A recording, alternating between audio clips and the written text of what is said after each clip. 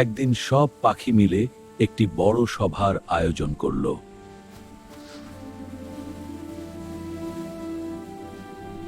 আজ ঠিক হবে কে হবে রাজা, মন্ত্রী, সেনাপতি আর অন্যান্য পদ।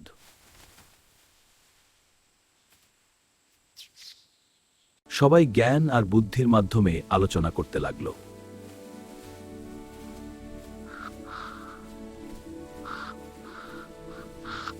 ঈগল পাখিকে রাজা করা হলো, কারণ সে সবচেয়ে উঁচু থেকে সব দেখতে পারে।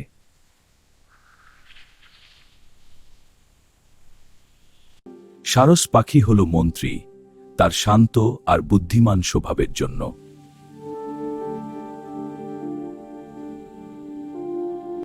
কাক হল সেনাপতি, তার সতর্কতা আর সাহসের জন্য।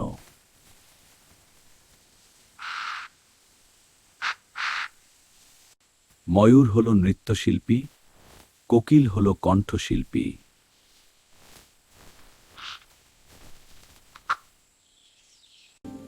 কবুতর হল কবি আর চিল হল পুরোহিত।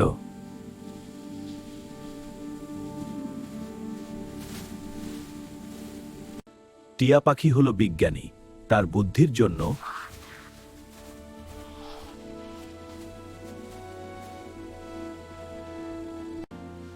শেষে সবাই একসাথে বলল, আমরা একসাথে থাকলেই সব বিপদ জয় করতে পারব।